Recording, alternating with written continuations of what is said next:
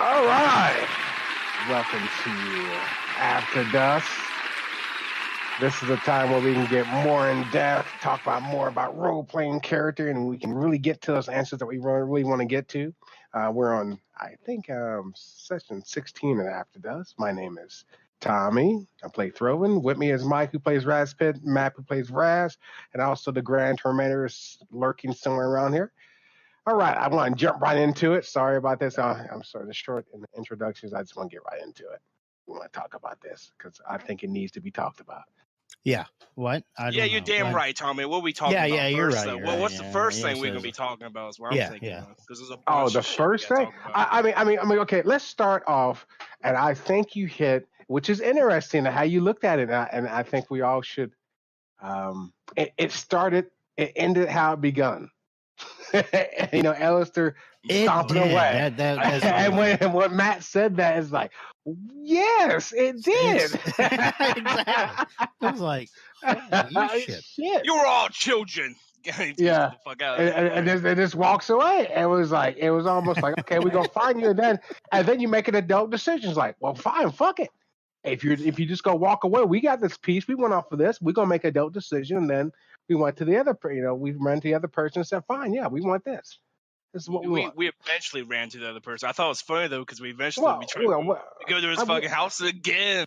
Well, we didn't run the other person. He was just there. He was just there. He gave us the opportunity. He came and found us. But we gotta mention that because Ellistar did.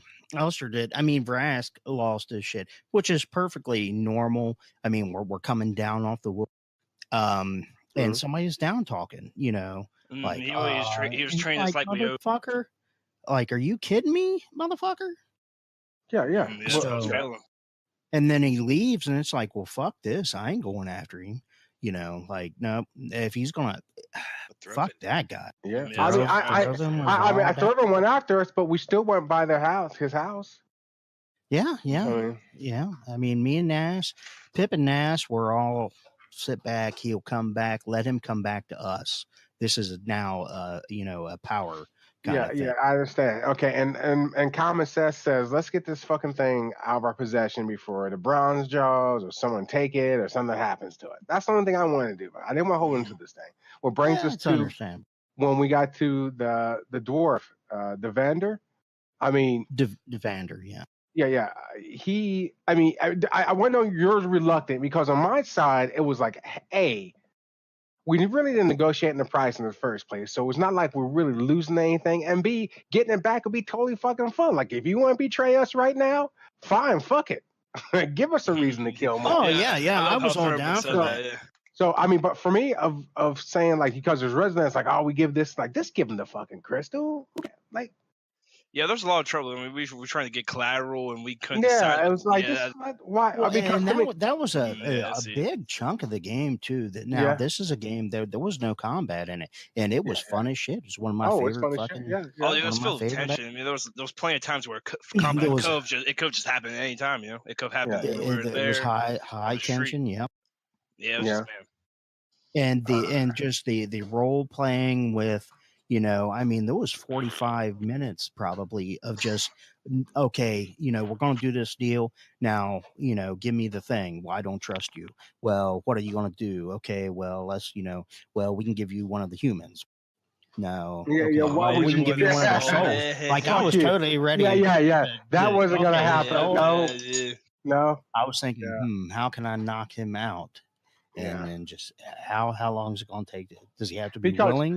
So you going that extreme? It was like, just give him the damn fucking mental. I was all cool with that. It was, but the boss wanted some kind of but number one, you can say that. But I totally trusted the guy. Listen, number one, you can keep him calling my boss or some things, but this mental, we all got. It wasn't. You can't just leave him. I'm not leaving him to those decisions. It wasn't like, who is the boss, indeed? Who are we talking about? Yeah. Oh, Nassau. I needed him on board, man. Like, come on. Like, because he's the one that's got it. Why was it He's the one who's got it, Like, in the end, I didn't really give a shit in the end. Pip didn't give a shit because it's going to be Pip's name on the fucking shit. Now, so it's like, okay, yeah, whatever. But I just was trying to get the deal done. Yeah, and I was totally ready to, okay, Vrask, now it's not going to hurt you. It's just your No, soul. I wasn't gonna allow that because I see Raspip turn. Casey taking your soul too. I don't know why you were like, Well, no. it was the human souls are probably more valuable. That's the reason why I was just better just to give him the mental. It's like giving the mental. Like, if yeah, well, I totally agree. I mean, it was Yeah. fine. I didn't think any sneaky shenanigans. But Raspip wanted that. Yeah, that's fucking. But it would have been awesome because I wanted to see this in action. It's probably a magic that I don't have any kind of No, I understand. It'd ability, been awesome. but I want to watch it. It'd be awesome if you betrayed us so we can spend the next 10 sessions fighting this. I don't know. I think either way it would have went. It was like, oh yeah, it was. Let's go with our name. It was going to be fun, no matter. Yeah, no doubt. I mean, and at least Raspip's view on Ellistar is like, fuck that guy. Like, yeah, we grew up with him, but we are who we, and we're not going to change much. Well, only thing is we're going to get stronger. Well, yeah, that's I'm hoping to relish this opportunity. Ellistar needs us. Finally, he needs us, and Ras is really happy about that. Yeah, I mean, and it was the fact that we were forming a partnership here. And with Throven was like, if you give him the trust, he's gonna trust us with jobs instead of putting up all this other stuff. Just give it to him. Let's give him the mantle. He's gonna trust us. He's gonna work our way to go out in the Witherdark again to get stuff, maybe. And it's like, oh, I'm cool with that. And then he cut out Ellistar, and then now people be coming to us to get shit. We're the people. Yeah, I'm actually glad that he got cut out. I'm looking forward to whatever kind of diversity that will arise from that. The discussion or the run-ins. Yeah, I mean, because the only place he can go now, well, I'm not going to say the only place. He can either come back to us and kind of apologize, or okay, we're going to work with you because we're not going to he could come work with us. Yeah. If he wants to go against us, I mean, he could align with the Bronze Jaws, but he's already on their shit list. So that would be funny for him because he's going to have to debase himself to somebody or another third party, but we don't know the extent of his network and whatnot. So yeah, we'll see what he does. Yeah, but I mean, that's I mean, is we just learned a part of his network. I mean, right now. I mean, because if you work with this person, we may be able to get, if we do enough job, we may be able to be other type of contacts to this one guy who may start telling us like, oh, I know these one guys, they can get some stuff done. So I'm just hoping we got I mean, it gives us a foot in the door. I mean, I mean a couple of things. I know that he told us the failed unit told us to lay low and not cause any trouble. I want to tell you this, gentlemen, we did not do that. All right, I think we did. No, we did not. We bought something from dwarves and swindle, well, not swindle, in front of dwarves. A gnome walks in. We own property. We're not supposed to own property. You're making a big deal. You already say like, oh yeah, it's a non-dwarven gnome. You're making this big celebration, celebration time. Well, dwarves coming. They said, don't kill dwarves. Lay low. Yeah, lay low. Yeah, I understand. Yeah, we got around it, but we did not lay low. We didn't kill, and we can't say we didn't kill dwarves yet because I'm pretty sure when the Bronze Jaws find out that part of the Alpine tribe, formerly who hung around with Ellistar, bought this place. Killer of dwarves. They may just be back, which is gonna make us kill more dwarves. Like you're gonna make us kill you, and don't make us kill you. Yeah, that shit's coming, dude. Yeah. Just walk away. We can be friends. We'll start over. Clean slate. How about that? Yeah, like a mind blank. It'll be a mind blank, I don't want to kill you. You don't want to get dead. Well, what? Dealing with Ellistar? No, I'm talking about the Bronze Jaws when they come back. Yeah. Okay. I mean, you probably have Pip. Everyone knows who you hang around with. True. Yeah, I no doubt. So we didn't do that, which is fine. I think that's great role play. So I think. Oh, go ahead. No, go ahead. I think in typical fashion, what we didn't really think about, which again shows that inexperience, but yet still we get experience of buying the place and realizing if the supplies that we have to get for this place are either owned by the bronze jaws or they are people that work with the bronze jaws, because that's going to be our next thing of getting over the hump of setting up either new supply lines or having supply line sabotage or whatever else. I mean, I kind of thought of that a little bit because it was like that's why Pip wasn't so gung ho about buying the sandstone because there's going to be a lot of management involved. That's why Pip was looking to hire someone else to take care of this stuff because none of us want to sit around managing a fucking. Oh no, it's not retirement time. But I know it's not retirement time. But we bought this for a reason, and you're damn right we go protect it and then go out. And dare anyone to come and fuck with it. Like don't let us come back and don't be here because I know if we go back out and someone is already closed or under new management, what happened? They took it over. It's like, all right, we go fuck some shit up. Like we're taking over a lot of stuff. You took over one of ours, we take over 10 of yours. And I've heard that somewhere before. Yeah. So but that's just up for all this other role playing, and I realized there's other stuff going on.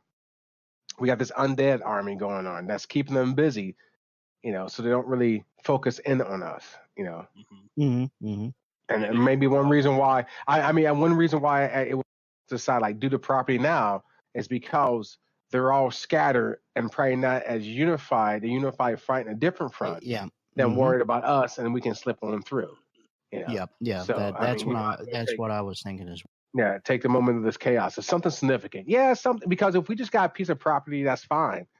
But then we have to spend even more time trying to get it. It's already established. People already come here, and people are gonna come, and you're gonna have people. Probably more people come.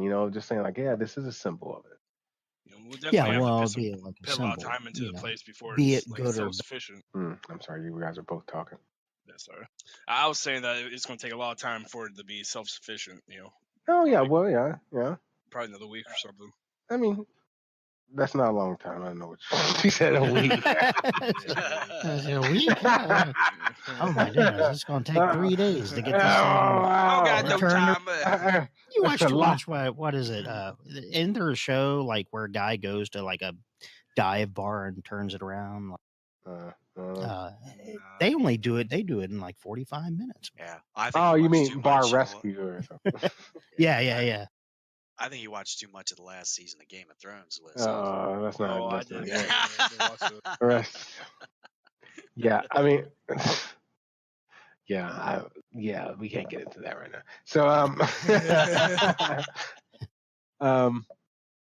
So I mean, another thing that you did, which I thought was interesting, Pip, when you're trying to get Throven off the track of Sticks. I don't know what Pip's game is in there, but I don't know. I don't know to tell you. It's interesting. It's fun. Why you're trying to do it, but pure entertainment. But you already broke. You already broke Throven's heart with that stunt you pulled back in Witchcott. So it's it's nothing's really gone, and nothing you go do now. It's like I don't believe. It was just like in getting Vrash to smoke again. Yeah, that was fucking genius. That was fun. Something I wanted to talk about real quick with you, Throven, was when you saw Styx and how she was portrayed with her fucking nose burned off, and how she was fucking pretty much just a burn victim, really. I mean, but how was I feeling? I feel like she's closer to Siphon Cop. Really. Yeah, that's what they do. I mean, he presented me stuff. I still have these flowers I'm gonna present to her, and if she is, the lady of, she leads it, then I'll be her protector. I mean, that's how it. He's in it for the long haul. Yeah, I can't even tell you. I mean, you know how long of a haul is? I imagine that we've never had sex. Yeah, yeah. So I was just in it. I mean, if it's been like so many cycles after that, it's like it doesn't really, like what are you gonna do? Short of like, even if she was like a sleeping potion, she was asleep for eternal, I would still be like, Yeah. yeah. So I don't know. That's connection there, and that's why it's so fun to That's a love fuck with. story. That's why it's so fun to fuck with. What was Jim saying? What was I saying? Oh, I thought you said something. Um, yeah, I know you fuck with it, but I think it was I really, without a doubt, cannot wait to play on Sunday because all the shit that can happen. There's everything that can Oh happen. yeah. It's untelling, man. I don't. So, and I guess we can kind of OOC talk about some of this stuff. Well, Okay, yeah. I don't know. Go ahead. Yeah, we talk And about for stuff. Go anyone ahead. listening, OOC is out of character. Oh, I thought we were talking out of character. Well, yeah. But Were we talking out of character this whole time? Were we not? Were we role playing? no. Okay. I don't. I know some role playing is coming, but were we that immersed that I wasn't realizing that we were role playing? Man, I'm too high. Yeah. I'm really high. I'm just saying I don't think we role play, but yeah, see our character. That's what we're talking about. Why? What were we gonna say? Where we go? I forgot now, Tom. Really high. I know. I think I cannot wait for this everything. Simon Cod, resurface of Simon Cod. I mean, Simon, there's other little places out there, the place The we went before, resurface. but the true Simon Cod, the warrior, Anilaram, the queen. So you imagine a trip out to Nogris? Oh, of course. Because you know what, finding out where our suppliers are going to be coming from may be a bit of a justification for getting out of town again. Well, I mean, but we have to set that stuff up and secure it because we have to make sure the bronze jaws aren't going to seek some crazy retribution by sending people to go. See, that's why it's like there's no way to. We can't split ourselves because we can't really leave it under defense. Oh no, are we? I mean, until we know it's. We just have to. Crag, because Crag will be on board. Listen, fairly. This is how you have to play it. You have to play it to see how far the other person is willing to go. The bronze jaws are going to test us to see how far we're willing to go. They're not going to like. They're not going to like it because we're going pretty far. So maybe they'll back off when they realize we're willing to go pretty far. I mean, that's how sometimes you have to play it. Like who, and when you attack someone or do something, how far are they willing to go? Are they willing to blow the place up? They want to see retribution. They're willing to say, if I see a bronze jaw in the street, I'm going to kill you right there. Well, that is a bit. Oh, that's fucking awesome. See, that would be something that at least to my knowledge has never really happened in Pokemon art. Because I mean, they are. Yeah. So you don't see open dwarf on dwarf warfare in that we will be aware of, but again, we're not allowed in certain. True. I don't know. I'm pretty sure some, clans go to war with each other, and they do stuff to each other for political gain, just like in any politics. I mean, we're being used in a certain way to gain sway. Oh, most definitely. Yeah. So I mean, I just how if they know we're willing to go as far as they may need allies and may just back up of us for a while. I don't know what's going to happen. It's going to be fun. Well, and it kind of depends on what's going around. Oh, well, yeah, exactly. That's kind of seeing what comes up next with the soulless ones and what this is all about and where is it coming from and how much is it affecting the Dircha side, because it seems like the Dircha side is kind of quiet, or at least the jack boot is kind of not as tight, on the neck since all the stuff had popped up. I mean, to tell you the truth, I'm not really minding the undead. Oh no, I don't give a shit. Yeah. Let them eat them all. Yeah. No, I'm not saying I want to explore the origins of it or anything, but seeing how what's happening affects everything, Yeah. I mean, it's almost one of those times where, it depends what the bronze jaws do. It depends, because right now, we're the Fail Union. We're talking discussion of Fail Union. We're contractors. It seems like we may go towards that way. We have this other one, the vendor. The vendor's looking like a pretty high up there. So getting connections pretty high up there and starting the people that rely on you. Like if we get this guy to rely on us, the Fail Union to rely on us, that goes a long way. That would be willing to make sure we stay out of harm's way once they rely on us. And that's one thing that I think that the Sandstone Ale House could serve as a symbol, because I mean, if they're looking for fair, the human, everybody looks up to the Fell Union and it seems, at least on the outside, whatever their inner machinations are, on the outside they're for the downtrodden. So, I mean, for them, that's why I was saying this could be the Sandstone could be a kind of a symbol. The first non-dwarf, like the Fell Union's always going to be welcome at the Sandstone Ale House, of course. Oh, of course, yeah, I got you. Yeah, Fell Union, Fair Exchange Labor Union. Just for those who don't know what that is. Yeah. So let me ask you, which will be? I'm sorry. Go ahead. No, you go ahead. No, which will be that is a good idea, because if we can get the Fail Unit to show up there with people on that side of the crew, that may be just added protection and security so we can go. Because it'd be like, it looks like we're with the Fail Union, and Fail Union looks like it's a Fail Union place, even more so. Yeah, and then they may be able to protect that way. Yeah, that's a good idea. All right, you've been listening to After Dust. Oh, I don't know how long you guys let this go. Yeah. I guess. We could keep going. We could keep on going. We could keep on rolling. I think. All right. Wrap it up. I thought wrap it up because he wants to go do something else instead of sitting here and listening to us more. All right. I got to work on the game. I got all right. To do. I got to prepare for Sunday. Yes, sir, Guildmaster. We shall get. All right. Thank you, everyone, for listening to us. If you were listening out there, again, catch us everywhere you can. D&D 420. And check out Facebook, D&D 420. On D&D Facebook. 420 Guild. On Spotify, on YouTube, on WeedTube, on Podbean. WeedTube, yeah. All right. My name is Tommie. I play Throw. I'm Mike, and I play Raspip. I'm Matthew, and I play Vrask. My name is Jimmy, and I am your Grand Tormentor and Dungeon Master. All right. And that's it for tonight. I'll catch you next Thursday at 9 p.m. Keep chilling.